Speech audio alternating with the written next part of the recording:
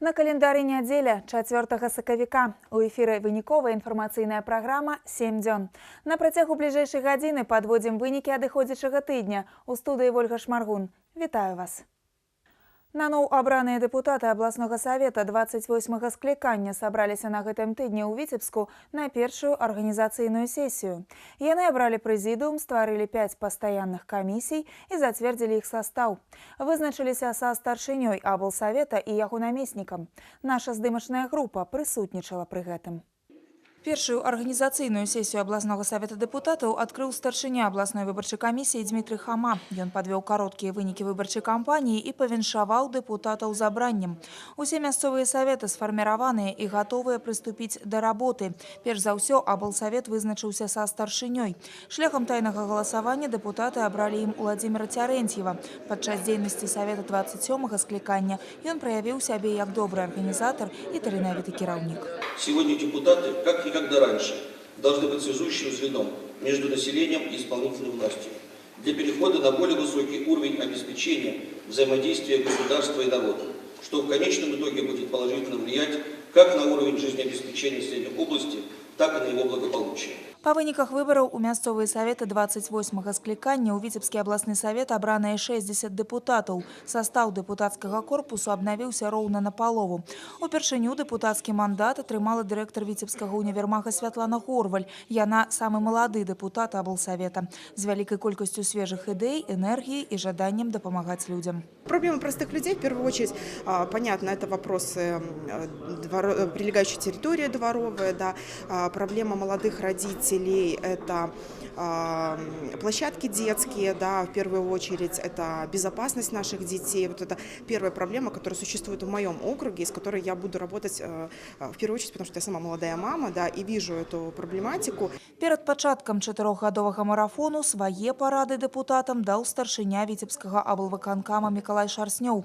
Народныя абраннікі, на думку губернатара, павінны сістэматызаваць і даводзіць да ўладаў праблемы людзей. С вами народ связывает прежде всего бескорыстность вашей работы, что вы те люди, общественники, которые не безразличны к жизни своих избирателей. Это возможность донести до власти систематизированную проблему и предложение, как решить. Вот тогда, конечно, люди увидят, люди оценят. Люди скажут спасибо, что мы не ошиблись в своих избраниях. Дэпутаты сфарміравалі 5 пастаянных камісій па пытаннях мясцовага самакіравання і рэгламенце, па бюджэце і эканамічным развіцці, па аграпрамысловым комплексе і экалогіі, па прамысловасці, транспарце, развіцці будаўнічага комплексу, жыллёва-камунальнай і дарожных гаспадарак, па развіцці сацыяльнай сферы і справах моладзі. Разгледзелі дэпутаты і іншыя арганізацыйныя пытанні. Ольга Шмаргун, Леонид Табула, навіны, Віцебск. Старшынёй Віцебскага гарадскога савета дэпутатаў абраны Уладзімір Бялевіч. Гэта стала вядома па выніках першай арганізацыйнай сесіі 28-га склікання. Пасада для дэпутата ад Ленінградскай выбарчай акругі нумар 36 горада Віцебска не новая. Уладзімір Бялевіч быў старшынёй гарсавета 27-га склікання. Тэму працягне Віктор Праліч.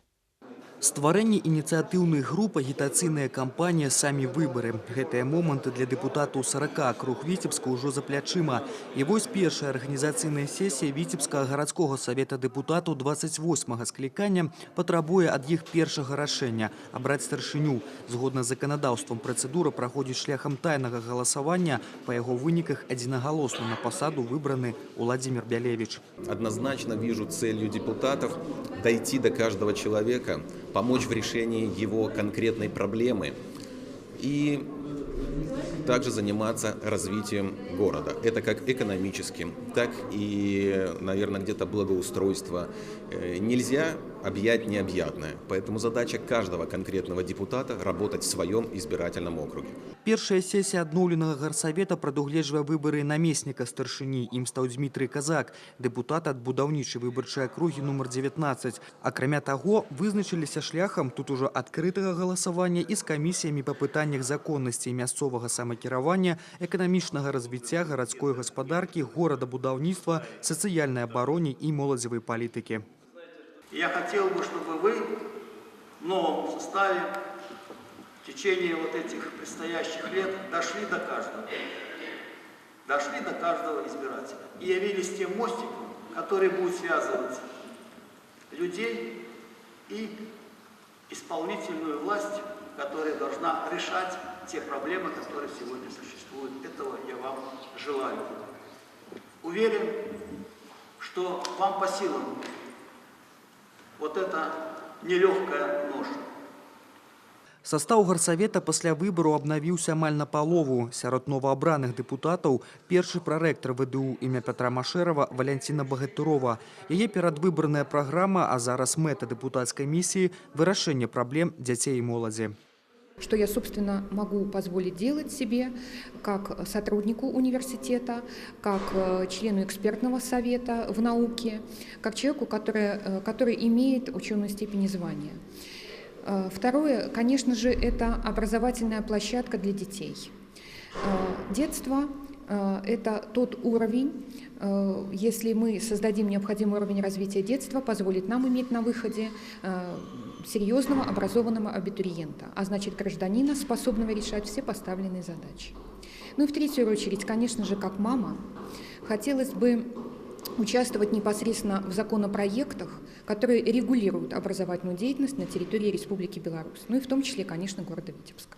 Першая сесія пацвярджае, што дэпутацкі корпус афіцыйна з выкананнем усіх заканадаўчых працэдур прыступае да сваіх паўнамоцтваў. На бліжэйшыя 4 гады задача дэпутатаў дапамагаць жыхарам у вырашэнні іх надзённых пытанняў.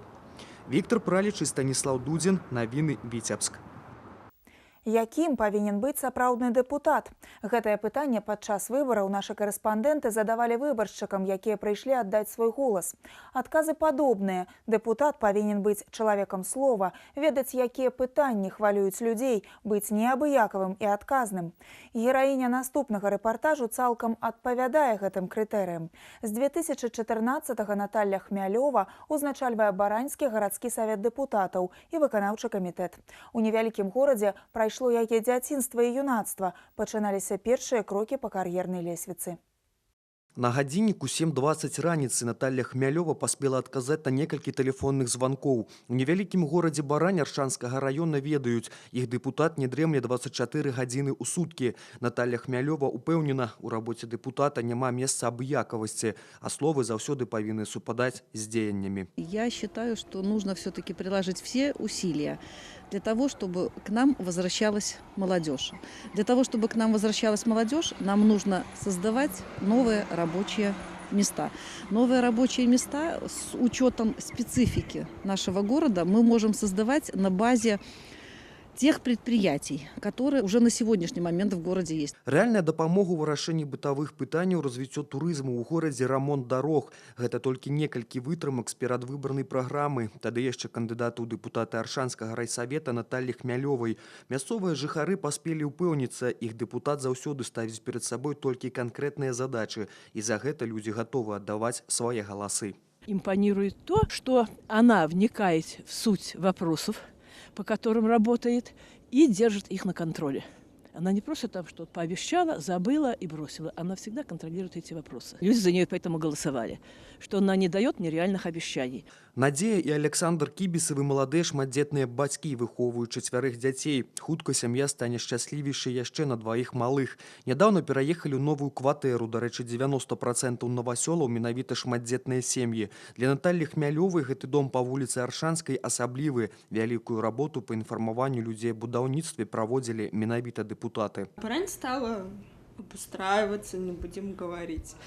Строит, конечно, рады, что свое жилье. Хорошо, не жалуемся. 5 хвілін на машыне і ў аб'ектыве відэакамеры прыватны жылы сектар Барані. Наталья Хмялёва паказвае дом, дзе прайшло яе дзяцінства і юнацтва.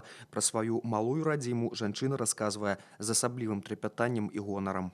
Для человека это самое важное, то, что он знает, что где-то есть малая родина, где-то я вырос, где-то я должен помочь, да? Где-то я нужен людям. Працаўладкаванне, работа ЖКГ, добраўпарадкаванне тэрыторый. Штодзень да дэпутата звяртаюцца людзі з самымі рознымі пытаннямі па дапамогу проста за парадай. Прыходзяць як да звычайнага чалавека, які жыве па суседству, і дакладна ведаюць, сапраўдная любоў, у тым ліку і да малой радзімы, гэта калі ў сэрцы няма месца абыякавасці. Віктор Праліш, Марына Романовская, Александр Петровецкі, навіны, Аршанскі раён.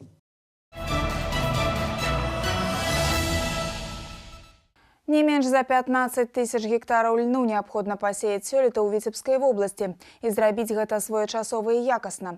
Толькі тады можна будзе забяспечыць поўную загрузку вытворчых магутнасцяў ільнозаводаў і эфектыўнасць ільнаводчай галіны ў цэлым. Пра гэта гаварылі на пасяджэнні аблвыканкама з падрабязнасцямі Інны Кірыенкава.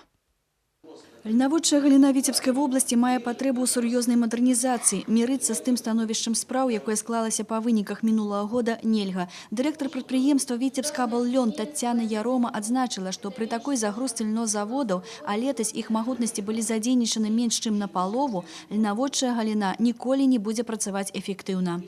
Если мы сегодня не изменим положение дел в отрасли, то отрасль назад отчета уже нет. Окончательно можно многие заводы закрывать, в том числе Аршанский комбинат. Шмат нараканняў выказвалася ў адрас кіраўнікоў на месцах, якія не надаюць гэтай культуры належнай увагі. Між тым, як сцвярджаюць спецыялісты, пры ўраджайнасці льнотрасты больш за 3000 гектара і нумарам вышэй за адзінку апрацоўваць лён рэнтабельна. Доўгае валакно ў цане. Летась патрэбы ў ім Аршанскага льнокамбіната былі забяспечаны толькі на 60%. Большую частку 700 тонн адгрузіў Дубровінскі льнозавод, які з'яўляецца лідарам у вобласці па вырошчванні і апрацоўцы лёну. Пасяўныя плошчы ў рэгіёне складаюць усяго 2700 гектараў. Кіраўнікам раёнаў, на тэрыторыі якіх размешчаны льнозаводы, даручана сёлета павялічыць плошчы пад гэтую культуру. 15 тысяч гектаров расписать, исходя из загрузки каждого завода. Это первое. Из технической возможности льнозаводов, с учетом той техники, которую мы закупаем, и дальше посмотреть уже применительно конкретном хозяйстве. Если льнозаводы не в состоянии обеспечить вовремя и качественно посеять, значит, надо определить тогда те хозяйства, которые будут заниматься льном. Вырашана стымуляваць гаспадаркі, якія будуць займацца вырошчваннем і апрацоўкай лёну. З бюджэту выдзяляюцца сродкі на набыццё паліва, мінеральных тукаў і сродкаў аховы раслін. В текущем году область выделяет на развитие льноводческой отрасли 50 миллиардов старых земель. Обеспечивает на заводы, на закупку семян, удобрений, топлива. Но сеющие хозяйства, считаю, должны сеять лен, особенно в тех районах, где не загружены производственной мощности на заводах. Поставский район, Миорский район, Шенковича надо сеять сегодня больше. Сёлета таксама за сродкі абласнога бюджэту плануецца закупіць 172 адзінкі глебаапрацоўчай і льноўборачнай тэхнікі. Усё гэта будзе садзейнічаць павышэнню культуры вырошчвання лёну і выкананні тэхналогій яго апрацоўкі. Інна Кірыенкава, Олег Чарняк, навіны Віцебск. Кіруючая кампанія холдынгу беларуская гарбарна-абутковая кампанія «Марка» прапанавала адкрыць у расійскай Цюмені завод па вырабе спецыяльнага абутку. Размова пра гэта ішла на пасяджэнні камісіі па бюджэце і фінансах парламенцкага сходу Саюза Беларусі і Расіі, якое праходзіла ў Віцебску. Падрабязнасці у Віктора Праліча. Прапанова пабудаваць у Цюмені завод па вытворчасці спецыяльнага абутку для пажарных і нафтавікоў наспела часам. Гэты расійскі рэгіён стратэгічны ў эканамічным плане для Віцебскай вобласці. Сярод рэалізаваных шматлікіх праектаў саюзнай дзяржавы ў сацыяльна-культурнай галіне не хапала вытворчай складаючай. В наших программах и проектах должен быть перенесен акцент на вопросы производственные, на те проекты, в рамках которых деньги вкладываются в производство, и потом они дают отдачу, и они возвращаются в бюджет союзного государства, и таким образом союзное государство демонстрирует, это тоже важно, результаты своей деятельности. Падобная прапанова і яе далейшае перанясенне з паперы да канкрэтнай справы ў рамках саюзнай дзяржавы праект пілотны і шматабяцаючы, дадатковыя працоўныя месцы, імпартазамяшчэння, папаўнення бюджэту. Мы с институтом МЧС нашим белорусским разработали, я считаю, что для постсоветского пространства, скажем, уникальную обувь. Все новинки, скажем так, в этой обуви присутствуют. Поэтому и наши сотрудники МЧС, скажем, показывали российским своим коллегам. Эта обувь находит у них тоже интерес. Рэгіянальная інтэграцыя ляжыць у аснове беларуска-расійскіх адносін і ў прыватнасці саюзнай дзяржавы. Сёння толькі паміж Віцебскам і рэгіёнамі Расіі дзейнічаюць 12 пагадненняў. Товарооборот складае $900 миллионов. Нам надо отработать именно механизмы как программного продукта, так и посмотреть по финансированию. Я уверена в том, что, конечно, такая общая заинтересованность, наша уверенность в том, что он необходим, тем более поддерживает Российская Федерация, именно Тюменская область. Ну, а то, что необходимо нам проработать вот последующие периоды, будем сделать вместе, потому что сегодня специалисты в этой области работают, и, конечно, будем вносить предложения. На парадку дня саюзных парламентарыяў стаяла і пытанне ўключэння новых мерапрыемстваў і праграм пры распрацоўцы бюджэту саюзнай дзяржавы на 2019-2021 гады. Віктор Праліч, Александр Рындзін, Леонид Табола. Навіны Віцебск.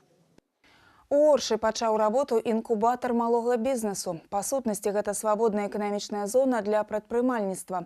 Вялікі плюс у тым, што офісныя і вытворчыя пляцоўкі пачынаючым прадпрымальнікам прадастаўляюцца на льготных умовах. Тут жа і поўны комплекс юрыдычных паслуг. Цікавасць у патэнцыяльных прадпрымальнікаў адзначаюць у рэгіёне вялікая, ад IT да швейнай вытворчасці. Сейчас мы ведем разговоры про открытие IT-кластера. Здесь есть большой потенциал для этого. Значит, инкубатор будет наполовину IT-инкубатор. Мы будем создавать начинающие юрлица из молодых предпринимателей, которые хотят заниматься IT-технологиями. Задача власти – создать условия для самореализации каждого. С этой целью создан бизнес-инкубатор. С 1 февраля он в Ворошанском районе заработал. На базе бизнес-инкубатора мы создадим также IT-кластер, в котором будут задействованы учебные заведения, средние школы, колледжи, промышленные предприятия и сам бизнес-инкубатор.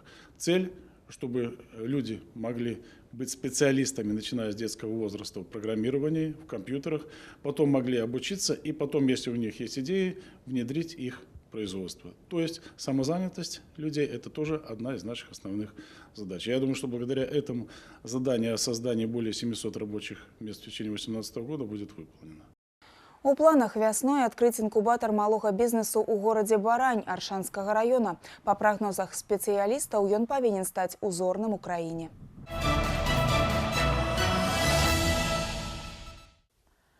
На уходящей неделе Совмин утвердил финансовую программу до 2020 года.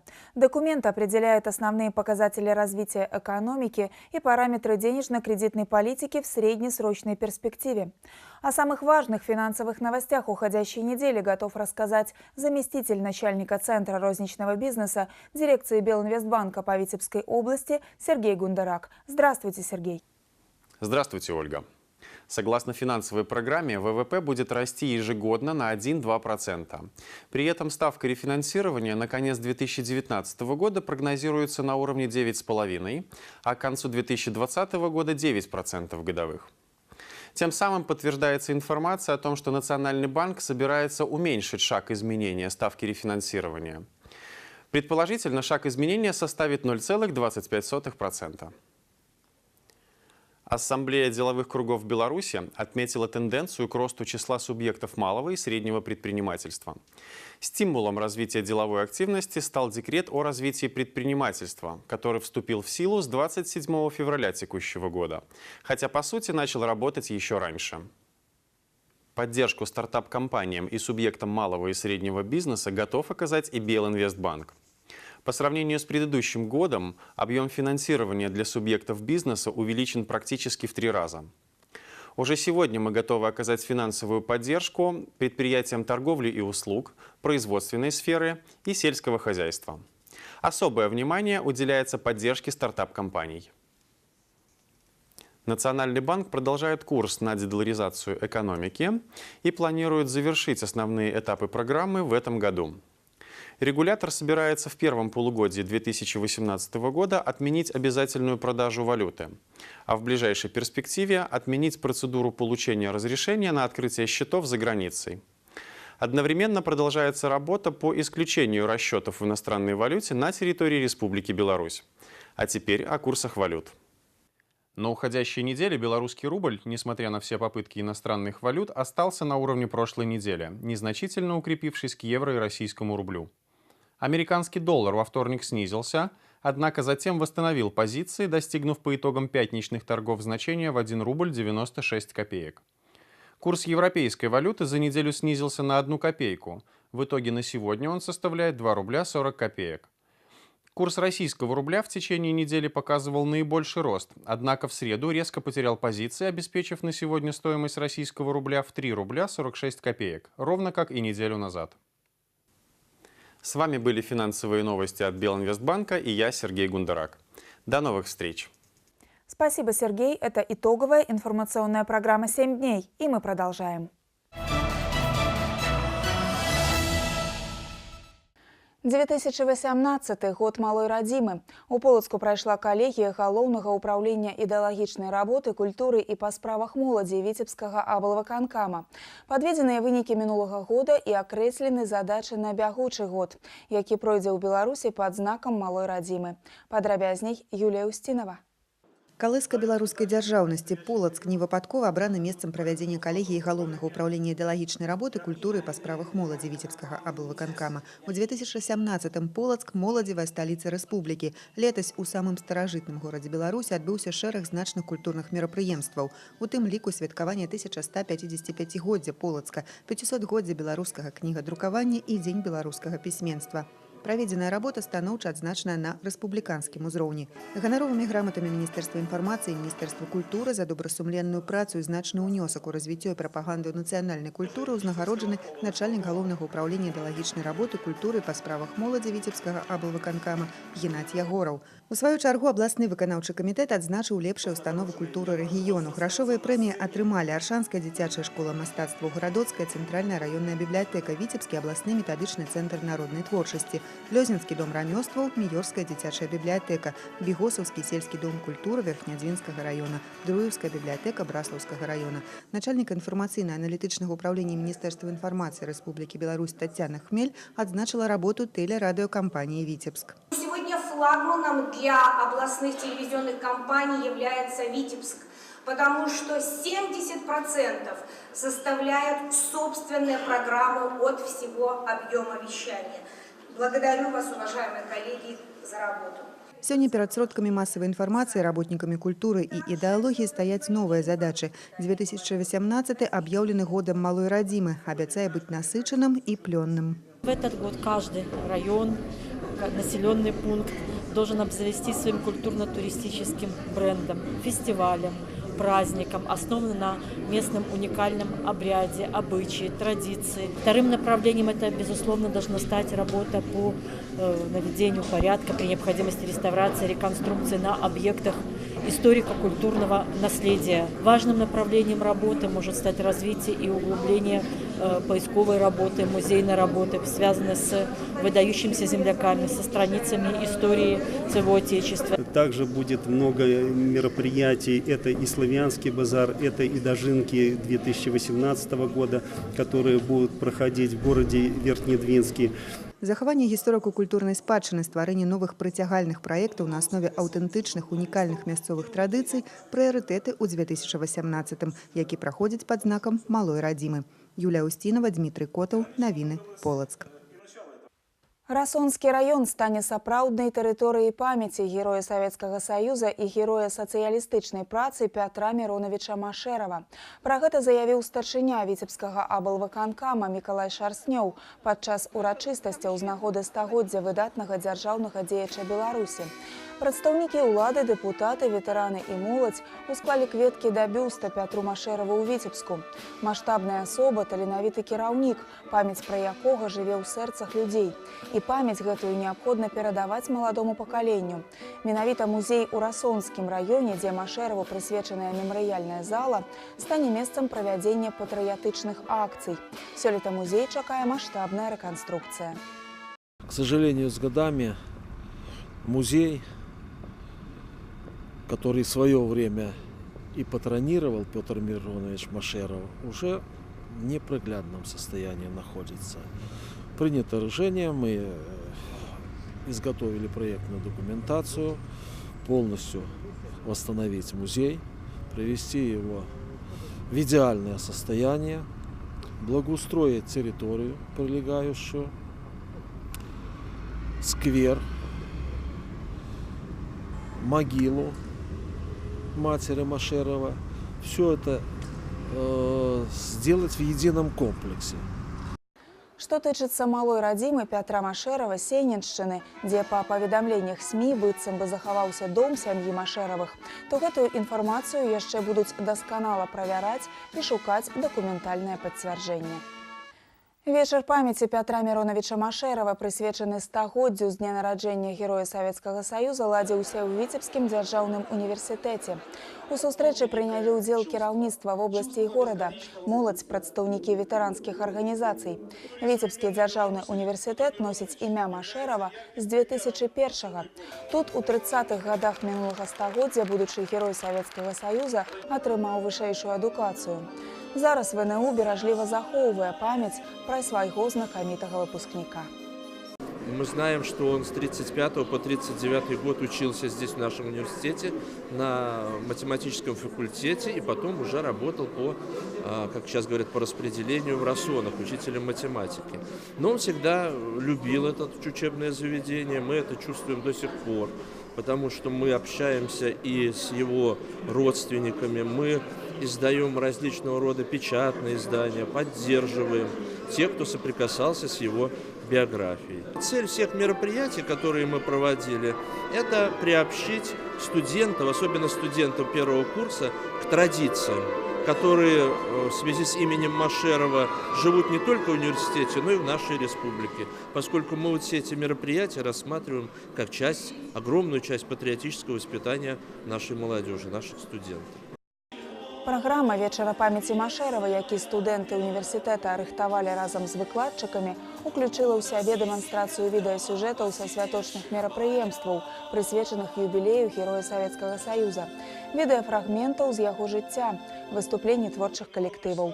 Ветэраны падзяліліся з моладдзю ўспамінамі пра баявое мінулае Машэрава і яго вялікую ролю ў аднаўленні народнай гаспадаркі краіны.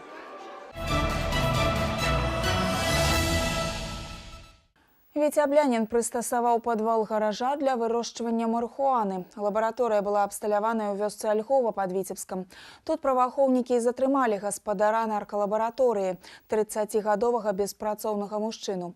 У падвале гаража знойдзены вёдры з раслінамі, абсталявання для вырошчвання марыхуаны, угнаення, а таксама полімерная бочка з наркотычным рэчывам. В ходе обыска гаража было изъято 10 ведер, в которых произрастали растения конопли. Также вентиляторы, поливочная система, таймеры, лампы для ультрафиолетовые, полимерные бочки, воздушные насосы. В ходе осмотра гаража было изъято свыше 1 килограмма марихуаны, а также свыше 100 грамм опасного наркотического средства гашиш. Возбуждено уголовное дело по части 3, статьи 38 «Сбыт наркотиков». Последний задержан находится в СИЗО. Затрыманы мужчына раней да крымінальнай адказнасці не прыцягваўся. За асабліва цяжкае злачынства яму пагражае да 13 гадоў пазбаўлення волі. Колькасць хворых на наркаманію ў Віцебскай вобласці сёлета скарацілася на 41% у параўнанні з мінулым годам. Гэтыя лічбы агучылі на брыфінгу з нагоды Міжнароднага дня барацьбы з наркаманіяй і незаконным абаротам наркотыкаў.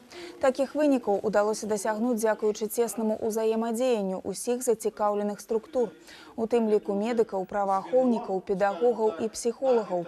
На пачатак 2018 года пад назіраннем у наркалагічных кабінетах вобласці кампаніі знаходзіцца 1075 чалавек. Крыху больш за палову з іх з залежнасцю ад наркатычных рэчываў. Найбольш распаўсюджана гэтая праблема ў буйных гарадах – Віцебску, Оршы, Полацку і Новополацку. Количество больных наркоманией снизилось по сравнению с 2016 годом на 41%. И если взять такие сухие статистические цифры, то по нашей области это 2,2 на 100 тысяч населения, а по Республике Беларусь эта цифра в среднем составляет 4,9 на 100 тысяч населения. Происходит уменьшение и среди несовершеннолетних. В настоящий момент у нас только один несовершеннолетний состоит на учете с зависимостью от наркотиков. И причем у него уже ремиссия 1,5 года. Употребляющих эпизодически наркотики 9 человек. И употребляющих эпизодически токсические вещества 38 человек. Летась у вобласці спецыялісты адзначылі рост выпадкаў ужывання псіхаактыўных рэчываў сярод навучэнцаў школ і вышэйшых навучальных устаноў. На працягу 2018-го медыкі плануюць выбарачна правесці тэсціраванне на наркотыкі сярод вучняў некалькіх агульнаадукацыйных устаноў Віцебска і вобласці для выяўлення школьнікаў, якія спрабавалі дурман.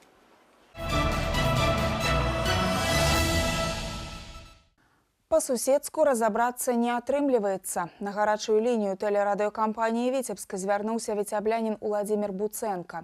Як знайсці ўправу на шумных суседзяў у шматпавярхоўцы у наступным матэрыяле. Мы находимся понимаете, постоянно в нервном напряжении. Именно от этих соседей верхнего этажа 71-й квартиры. Дело в том, что с самого первого дня они затапливали и затапливают по сегодняшний день. Последний раз было 17-й год, июнь месяц. Уладзімір Пятрович Буцэнка сцвярджае, што пакутуе за сваіх суседзяў зверху з моманту засялення з 93-го года. Атрымліваецца ўжо чвэрць стагоддзя, і за апошнія некалькі гадоў да сантэхнічнай праблемы дадалася яшчэ і шумаізаляцыйная. И стиральная машина как трактор. День сидите дома. Надо ждать 11-12 часов, потом включать машину. Потом включать а что машину. Раньше нельзя это делать. Дети бегают постоянно. Но сделать же замечание как-то. Побегали там 20-30 минут и успокоились. А тут целый день топот. Да такой топот, что ой-ой-ой. Можно же телевизор включить и мультики какие-то, чем-то занять детей. Они же умеют только бегать. Больше они ничего не умеют. Бегать и бегать. Разобрацца па-суседску не атрымалася. Каб знайсці управу на шумную сям'ю, Уладзімір Пятрович звяртаецца ў розныя інстанцыі. Обращался на горячую линию горисполкома, обращался в прокуратуру, обращался в жреты, писал. Домоуправление. Домоуправление выносит вердикт. То есть моя семья, вернее, вся моя семья, значит, неприязнь я делаю этой 71-й квартиры. У апошнім лісце ЖЭУ паведамляецца, што ў ходзе праверкі факты парушэння правілаў карыстання жылымі памяшканнямі жыхарамі 71-й кватэры не пацвердзіліся. Зваротаў ад іншых суседзяў не было. Гаспадыня нядобрай кватэры Наталья Медведева кажа, што стамілася ад прэтэнзій суседа. Есть такие люди. Его мнение правильное, а остальное все неправильное. Вот так он и живет. Этот человек никогда не пойдет на какой-либо компромисс. Никак. Просто зная его за столько лет, он никак не пойдет ни на какой.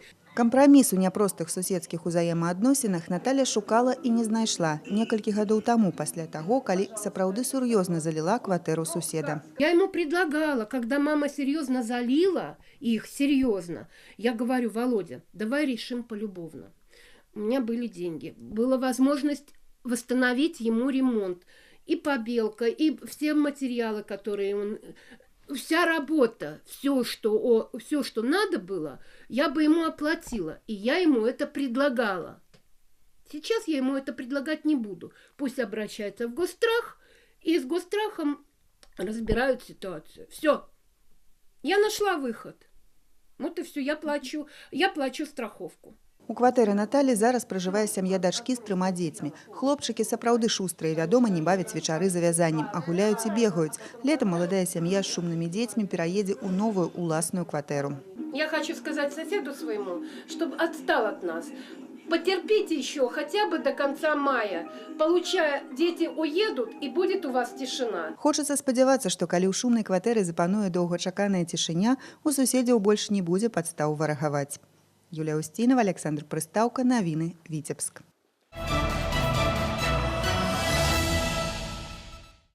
Беларуская міліцыя адзначае 101-ю гадавіну ўтварэння. Прафесійнае свята ў праваахоўнікаў сёння, 4 сакавіка. Напярэдадні ў Віцебску прайшлі ўрачыстасці.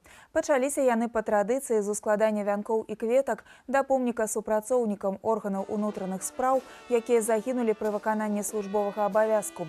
Галоўны міліцыянер вобласці Іван Кубракоў сустрэўся з сем'ямі загінуўшых і адзначыў важнасць надзейнага тылу для кожнага праваахоўніка. Сегодня, пользуясь случаем, хочу поздравить всех сотрудников органов внутренних дел Витебской области, пожелать всем счастья, здоровья, успехов, карьерного роста. Отдельные слова благодарности я хочу сказать семьям сотрудников, потому что им, наверное, все-таки даже труднее, чем самим сотрудникам. Именно благодаря их поддержке сегодня на плечах у сотрудников милиции звезды получают награды, поэтому хочу пожелать всем счастья, здоровья, успехов, всего самого наилучшего. А жителям Витебской области хочу с уверенностью сказать, что Витебская милиция работает для народа, для жителей Витебской области. 2017 для праваахоўнікаў вобласці выдаўся плённым. Новополоцкі гарадскі аддзел унутраных спраў і міліцыя грамадскай бяспекі Віцебшчыны прызнаныя лепшымі ў Беларусі сярод аналагічных падраздзяленняў. Акрамя таго, 7-й год запар участковыя інспектары прыдзення становяцца першымі ў рэспубліцы. Лепшыя праваахоўнікі да прафесійнага свята атрымалі падзякі, узнагароды і чарговыя званні. Урачыстасці з нагоды Дня беларускай міліцыі прайшлі ў канцэртнай зале Віцебск. На гэтым тыдні ў сувязі з нізкімі тэмпературамі ўпраўлення МНС вобласці раіла аўтамабілістам утрымацца ад паездак на дальнія адлегласці. Так, напярэдадні ратаўнікі глыбоцкага падраздзялення МНС аказвалі дапамогу сям'і з Германіі, аўтамабіль якой замерз на шашы каля вёскі Празарокі. А поўначы на пульт 101 паступіў званок з просьбай аб дапамозе ад вадзіцеля. У аўтамабілі замерзла дызельнае паліва. Вместе с ним находилась жена и 3-летний ребенок. Температура воздуха составляла минус 23 градуса. Спасатели незамедлительно выехали к месту происшествия, произвели буксировку автомобиля в подразделении МЧС, оказали помощь по ремонту, обогреву и размещению людей. Как казалось, семья, проживая в Федеративной Республике Германия, находилась в Беларуси в гостях у друзей. З паніжэннем тэмпературы ў рэгіёне пачасціліся і пажары. Так, за апошні тыдзень у агні загінулі 7 чалавек. Абласное ўпраўленне МНС у марозныя дні звяртае ўвагу жыхароў на правільную эксплуатацыю пячнога і газавага ацяплення. У прыватнасці, печку трэба тапіць з перапынкамі, а замерзлыя сістэмы ацяплення адаграваць з дапамогай гарачага пяску, вады ці спецыяльнымі прыборамі. Адказнасць для нецвярозых за рулём павінна стаць больш жорсткай. Пра гэта на пасяджэнні Савета бяспекі напярэдадні заявіў прэзідэнт Беларусі Александр Лукашенко. Прафілактычныя меры, як паказвае практыка, на вадзіцеляў не дзейнічаюць. Павелічэнне штрафаў, пазбаўленне правоў і нават канфіскацыя аўто за паўторнае правапарушэнне на працягу года знізіла лічбы п'янай статыстыкі, аднак не зняла праблему цалкам. Наша здымачная група маніторыла сітуацыю на дарогах Віцебскай вобласці. Ён старанна хаваецца ад відэакамеры і не размаўляе з журналістамі пасля таго, як без правоў сеў п'яным за руль і трапіўся інспектарам ДАІ. І далёка не першы раз. На шчасце, абышлося без наступстваў і ахвяр. Інакш справа была б не адміністрацыйнай, а крымінальнай. І замест штрафу, няхай і саліднага, аматару выпіць і паліхачыць, свяціла б пазбаўленне волі. На гэты раз абышлося. Каб не здарылася наступнага разу, і прапануюць зноў узмацніць адказнасць за п'янае ваджэнне. Апошні раз гэта рабілі у кастрычніку 2013-го.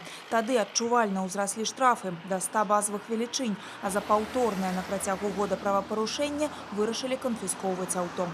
Количество водителей, которые управляют в состоянии алкогольного опьянения, отказываются от прохождения в установленном порядке проверки освидетельствования, либо управления в состоянии наркотического опьянения. Количество их с каждым годом снижается. Хотел бы отметить, что, допустим, в 2017 году было таких водителей по городу Витебску задержано 886. 2017 год уже на 30 водителей меньше задержано. Толькі за 2 месяцы 2018-го на штрафстаянцы каля абласнога ўправлення ДАІ засталіся без гаспадароў 12 аўтамабіляў. Іх канфіскавалі за алкаголь у крыві вадзіцеляў. Яшчэ амаль 350 нецвярозых аўтааматараў заплацілі штрафы і пазбавіліся правоў. Ні ў чым не вінаватыя ахвяры і цяжкія траўмы. Як правіла, п'яныя аварыі самыя трагічныя па сваіх наступствах. Вадзіцеля гэтага Форда да адказнасці ўжо не прыцягнуць. Ён разбіўся на смерць у самым цэнтры Віцебска. У крыві 2 прамілі алкаголю. Аварыя адбылася пасярод ночы, і толькі па гэтай прычыне ніхто, акрамя кіроўцы, не пацярпеў. Дарэчы, пра аўтамабілі з няроўнай траекторыяй руху даволі часта паведамляюць выпадковыя відавочцы. Тыя, каму не ўсё роўна. Кожнага 5-го водителя под градусом затрымліваюць менавіта пасля таких звонков. Это же убийцы натуральные. Убийцы, понимаете? Обязательно. Чем жестче их наказывается, лучше. Если он один погибнет, это одно, но он же за собой может и другие жизни унести. Поэтому ужесточать надо обязательно. Это представляет опасность для других граждан, для детей в частности. Ответственность должна быть максимальной, я считаю. Естественно, надо ужесточать и конфисковывать автомобили. В общем, это реально должно до всех дойти, что это очень опасная штука, и пьяному это не игрушка. Не ўзмоцнены рэжым работы інспектараў ДАІ, не абмежаванне на продаж алкаголю не пераломіць сітуацыю. Градус напружання ў п'яных аварыях расце. Толькі драконаўскія меры і максімальнае ўзмацненне адказнасці, магчыма, змогуць урэшце ацвярозіць вадзіцеляў. Ольга Шмаргун, Леонид Табула, Новины, Витебск. Разговор о дорожной обстановке в Витебской области продолжаем в студии программы «7 дней» с начальником областного управления ГАИ Михаилом Александровичем Дядечкиным. Здравствуйте. Здравствуйте. Михаил Александрович, вот эти цифры, количество нетрезвых водителей, задержанных инспекторами ГАИ за прошлый год и уже за 2 месяца этого года, они ужасают. А сколько ДТП произошло по вине нетрезвых водителей и сколько человек в них пострадали? По вине нетрезвых водителей в 2017 году совершено 44 дорожно-транспортных происшествия, в которых погибли 10 участников, 10 водителей. На сегодняшний день сотрудниками госавтоинспекции выявлено только за 2 месяца 2018 года 381 водитель, который управлял автомашиной в состоянии алкогольного опьянения. Эта проблема на сегодняшний день актуальна для Витебской области, поэтому сотрудники Государственной автомобильной инспекции, так и все сотрудники Управления внутренних дел Витебского облсполкома направлены на выявление данных правонарушений и привлечение виновных водителей к административной ответственности. А как вы относитесь к инициативе по ужесточению ответственности за вождение в пьяном виде? И, насколько мне известно, областное управление ГАИ уже предпринимает в этом направлении определенные шаги. Я считаю, что водитель, который сел за руль в состоянии алкогольного опьянения, это потенциальный преступник. Поэтому сотрудники Государственной автомобильной инспекции накладывают арест на транспортные средства, которые принадлежат водителям, которые управляли в состоянии алкогольного опьянения. И они у нас находятся на штрафстоянке, пока данный материал не будет рассмотрен и водитель, нарушитель, не уплатит штраф. Не менее актуальная проблема на дорогах области – извечный конфликт водителей и пешеходов. Есть ли результаты от тех нововведений, которые вы внедряете? Это и световозвращающие щиты, и Z-образные переходы, и, может быть, есть какие-то новые идеи? Да, конечно, дает положительный результат та работа, которая проводится Государственной автомобильной инспекцией по внедрению новых технических средств, нам позволило снизить количество дорожно-транспортных происшествий с участием пешеходов. Вы знаете, что январь месяц для Витебской области был очень сложным периодом. Было совершено очень большое количество дорожно-транспортных происшествий. Если взять за 2 месяца 2018 года на территории Витебской области зарегистрировано 25 дорожно-транспортных происшествий, в которых погибли 9 пешеходов, из них 17 получили ранения различной степени тяжести. Хочу отметить, что в 17 случаях виновниками дорожно-транспортных происшествий были сами пешеходы. То мы внедряем новые технические средства, дополнительное освещение на нерегулированных пешеходных переходах, светодиодное.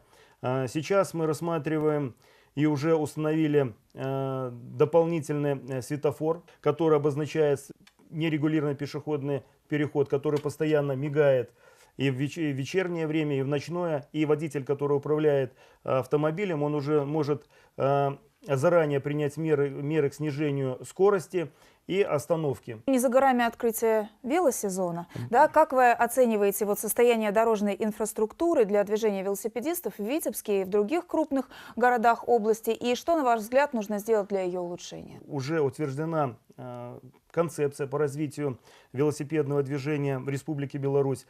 Утверждена она Советом министров Республики Беларусь. На сегодняшний день такая же работа проводится и в Витебском областном исполнительном комитете, не без участия Госавтоинспекции Витебской области. В ближайшее время данная концепция будет рассмотрена, разработан план по выполнению концепции и улучшению условий велосипедное движение не только в городе Витебске, но и на территории Витебской области. Это и в населенных пунктах. На сегодняшний день разрабатывается проектно-сметная документация по внедрению велосипедной дорожки на проспекте Победы. Если будет финансирование, конечно, этот вопрос будет решать. На сегодняшний день в городе Витебске действуют велосипедные дорожки на проспекте Строителей, Петруся, Бровки. Но, конечно, в недостаточном количестве. Михаил Александрович, сегодня у вас и у ваших коллег особый день. Я, пользуясь случаем, хочу поздравить вас с профессиональным праздником, с Днем милиции. С каким настроением встречаете этот праздник и что хотели бы пожелать своим коллегам? Конечно, от себя лично, сотрудников Государственной автомобильной инспекции Витебской области, я хочу поздравить ветеранов прежде всего, конечно же, действующих сотрудников, членов их семей, пожелать вам всем здоровья, счастья, семейного благополучия, мирного неба над головой и, конечно, спокойных дежурств. Еще раз вас с праздником, уважаемые коллеги. Спасибо, Михаил Александрович. Я напомню о ситуации на дорогах Витебской области. Сегодня в студии программы «7 дней» мы говорили с начальником областного управления ГАИ Михаилом Александровичем Дядечкиным. Это итоговый выпуск новостей, и мы продолжаем.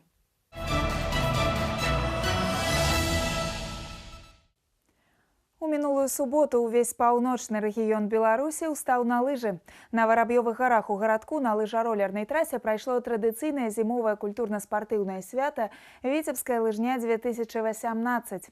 Сотні жыхароў вобласці выйшлі на старт гонак, прынялі ўдзел у гульнях, конкурсах і спаборніцтвах. А яшчэ частаваліся разнастайнымі прысмакамі, спявалі і танчылі пад акампанемент беларускіх музыкаў. Самыя яскравыя моманты свята ў рэпартажы Сергея Мисурагіна. Лыжаролерная трасса на Воробьёвых гарах у гарадку сустрэла удзельнікаў віцебскай лыжні па-сапраўднаму марозным надвор'ем і яскравым сонцам, якога так не хапала сёлетняй зімой. У прыўзнятым настроі з лыжамі і санкамі людзі рушылі да галоўнай пляцоўкі зімовага свята, дзе ўжо ваўсю ішлі прыгатаванні да пачатку лыжных гонак. Витебская земля, она все-таки более северная губерния. И здесь зимние виды спорта должны больше развиваться, чем Брест, Гомель. Сегодня собрались районы, администрации, город поучаствовать не столько, может быть, в победе, сколько в спортивном и хорошем празднике. Прекрасная погода, немножко морозно, но солнце и прекрасно. Не менш прыемных сюрпрызаў падрыхтавалі арганізатары падчас урачыстага адкрыцця свята. Воіны-дэсантнікі 103-й паветрана-дэсантнай бригады показалі рукапашны бой, дзе трэба універсальна валодаць прыёмамі з агнястрэльнай зброі.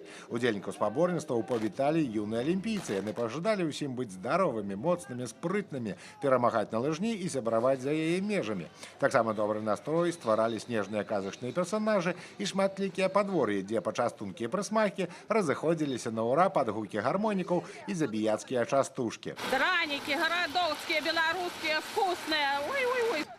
Кому ушицу с пылу жару, подходи, нальем. Ушицу ловили в Городокском районе. Самая вкусная рыба, самая вкусная уха. Кладочка, кладочка, ты да поможи. Нам одной стяжиночкой пожить и проси. Тым часам удзельнікі спаборніцтваў ужо ваўсю рваліся ў бой. Каманды ўсіх раёнаў вобласці зімой дарма часу не гублялі. Актыўна трэніраваліся, каб кінуць выклік камандзе Віцебскага аблвыканкама. Але пераможцы мінскай лыжні засталіся вернымі сабе. Ніхто не змог апярэдзіць каманду аблвыканкама на чале за губернатором области Николаем Шарсневым. Мое личное твердое убеждение: победителю в спорте, в целом спорт, это значит сильный характер формируем у спортсмена, который завтра, послезавтра будет руководителем предприятия, будет сильным специалистом. И для этого тоже мы занимаемся спортом. У суботу былі арганізаваны дзесяткі лыжных забегаў, і ў кожным барацьба ішла да апошніх метраў дыстанцыі. Нягледзячы на пасады, званні і рэгаліі, кожны удзельнік лыжні імкнуўся на сваім максімуме праехаць дыстанцыю і дапамагчы камандзе ўзняцца на п'едэстал. Каждый год праздник наш, наверное, все расширяется, поэтому приятно, когда действительно люди наши все больше занимаются спортом, становятся на лыжи, занимаются другими видами спорта, поэтому я думаю, что все у нас будет хорошо. Команде сказать большое спасибо, когда команда, тогда и результат. Если по одному мастера бежали, там и то, ничего не было. У нас была команда. Поэтому выделять никого не буду. Тактику тоже, чтобы соперники, не знали потом, на следующий год же тоже надо будет выступать.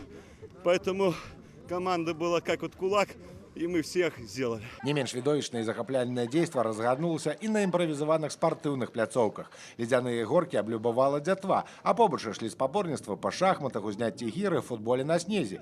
Не абышлося і без любімай забавы перацягвання каната, вясёлых частушак і выступленняў юных віцебскіх дараванняў. Адным словам, прайграўшых на гэтым зімовым спартыўным свяце не было. Кожны знайшоў справу па душы, а дадому забраў не толькі зарад бадзёрасці і выдатны настрой, а і здабытыя ў чэснай барацьбе призы и подарунки. Сергей Мисурагин, Леонид Табола. Новины «Городок». У 2017 годзе спартсмены Віцебскай вобласці заваявалі першае месца сярод абласцей Беларусі па колькасці медалёў, здабытых на міжнародных спаборніцтвах. На чэмпіянатах свету і Еўропы нашы землякі заваявалі 136 узнагарод рознага гатунку. У ліку лідараў атлеты Віцебшчыны і на рэспубліканскай арэне. Безумоўна, гэтаму поспеху садзейнічае мэтанакіраванае ўмацаванне спартыўнай і матэрыяльна-тэхнічнай базы ў гарадах і райцэнтрах вобласці. Гэтая работа будзе працягвацца і надалей, падкрэсліў старшыня Віцебскага аблвыканкама Мікалай Шарснёў падчас Віцебскай лыжні 2018. Сёлета ў строй будзе ўведзена некалькі буйных спартыўных арэн. В этом году завершим полиозно физкультурно-оздоровительный комплекс с бассейном. Мы его ведем. В этом году физкультурно-оздоровительный комплекс с бассейном в Верхнедвинске ведем.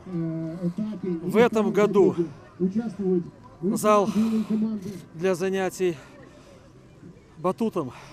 Мы его начали строить, но осенью мы его ведем. Это будет прекраснейший объект для всех желающих, кто занимается батутом. От разного возрастного уровня, заканчивая подготовкой элитных мастеров. Акрамя буйных спартыўных аб'ектаў у гарадах і райцэнтрах Прыдзьвінскага краю працягнуць усталёўваць трэнажоры, будаваць пляцоўкі, добраўпарадкаваць месцы для заняткаў спортам на свежым паветры. Мэты вызначаны, задачы пастаўлены, застаецца рэалізаваць агучанае. А якімі спартыўнымі падзеямі будзем жыць у наступныя 7 дзён, раскажа Сергей Мисурагин у традыцыйным спартыўным анансе. Новополоцкі хакейны клуб «Хімік-СКА» пачаў барацьбу ў плэй-офф чэмпіянату Беларусі. Першыя гульні паўфінальнага раунду чакаюць і валейбольная марка ВДТУ. Баскетбольны клуб «Рубон» і гандбольны «Віцебчанка» таксама выходзяць на фінішную прамую ў сваіх розыгрышах. Не застануцца без відовішча і аматары адзінаборстваў. Пачну з турніру хакеістаў. Сёлета ў плэй-офф чэмпіянату Беларусі Віцебская вобласць будзе прадстаўлена адной камандай. Гэта месца заваяваў Новополоцкі «Хімік-СКА», які ў абласным дэрбі перамог віцеблян і змог прабіцца ў накаут-раунд. На гэтай стадыі, дзе барацьба ідзе да 4 перамог, сапернікам нашых землякоў будзе гродзенскі «Нёман». 5 і 6 сакавіка каманды правядуць дзве сустрэчы ў Новополоцку, а Віцебск з 9 па 11 сакавіка прыме гульні паўфінальнага этапу валейбольнага розыгрышу. На гэтай стадыі удзельнікі чэмпіянату падзелены на дзве падгрупы па 3 каманды. Сапернікамі віцеблян будуць Салігорскі «Шахтёр» і «Легіён» з Гродзенскай вобласці. 9 сакавіка падапечныя Міхаіла Ханіка сустрэнуцца з салігорцамі, а 11 памерацца сіламі з «Легіёнам». Баскетбольны клуб «Рубон» тым часам правядзе перадапошні паядынак гладкага розыгрышу супраць каманды Брэсцкай вобласці. Матчы 9 і 10 сакавіка пройдуць на берагах заходняга Буга. А ў сярэдзіне тыдня гандбольны клуб «Віцебчанка» 7 сакавіка ў родных сценах прыме аднаго з лідараў чэмпіянату ГК «Гомель». Віцеблянкі на 1 очко адстаюць ад 3-го месца, а таму будуць імкнуцца аказаць фаварыту дастойнае супраціўленне. І ў працяг тэмы ў нядзелю 11 сакавіка ў Мінску стартуюць Алімпійскія дні моладзі Беларусі па гандболе. На гэты раз спрэчку за званне пераможцы павядуць дзяўчынкі. А зараз да іншых падзей. 7 сакавіка Орша стане месцам правядзення першынства Віцебскай вобласці па дзюдо ў праграме Алімпійскіх дзён моладзі. Аналагічны старт у гэтыя ж тэрміны будзе ладзіцца ў абласным цэнтры. Тут збяруцца прадстаўнікі грэка-рымскай барацьбы. І яшчэ адным спаборніцтвам, што пройдзе ў Віцебску, стане першынства вобласці па боксе сярод моладзі. Фестывальныя васількі на аўтобусах і тралейбусах. У Віцебску з'явіцца грамадскі транспарт з сімволікай славянскага базару. З такой ініцыятывай выступіў дырэктар фестывалю Александр Сідарэнка. Старшыня гарвыканкама Віктор Нікалайкін прапанову падтрымаў, звярнуўшы ўвагу на тое, што ў час славянскага базару ў Віцебску не толькі грамадскі транспарт набудзе святочны выгляд. Усё павінна быць на вышэйшым узроўні. Да 1 ліпеня ў абласным цэнтры павінны з'явіцца 11 новых тралейбусаў. У дні фестывалю, які пройдзе з 12 па 16 ліпеня, на тралейбусным маршруце нумар 4 арганізуюць аглядную экскурсію па горадзе. Будуць хадзіць і рэгулярныя аўтобусныя рэйсы да музея сядзібы Іллі Рэпіна з Драўнёва. Хто лепей за ўсіх на Віцебшчыне спявае. На гэты раз вакалістаў пераўзышлі дзіцячыя харавыя калектывы. Свята песеннага мастацтва падарылі віцяблянам выхаванцы школ і дашкольных устаноў вобласці. У палацы творчасці дзяцей і моладзі прайшоў абласны этап рэспубліканскага конкурсу на лепшы харавы калектыў. У ім узялі ўдзел пераможцы рэгіянальных тураў. За выступленнямі майстроў харавой музыкі і вакалу назірала наш корэспандэнт Інна Кірыенкава.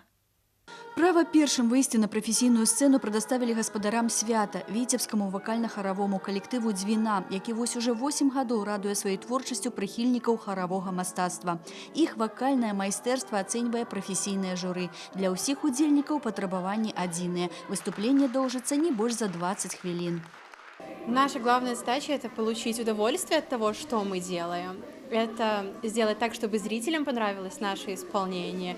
Ну и очень хотелось бы занять призовое достойное место. Очень важно, чтобы от каждого шла одинаковая отдача и чтобы каждый душой и сердцем переживал за то, что он делает. Рэпертуар шырокі, аднак па ўмовах конкурсу абавязкова ў ім прысутнічае народная песня. Між іншым, юныя харысты з такім жа задавальненнем выконваюць і класіку, і англійскі джаз, і знакамітыя сучасныя шлягеры.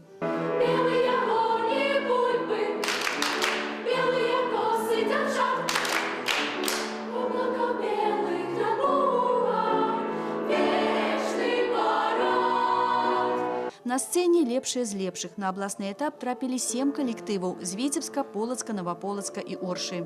Нам уже 2 года, но за это время мы очень много где поучаствовали и выигрывали. Мне очень нравится заниматься пением, так как оно меня развивает и делает меня хоть чуточку, но лучше.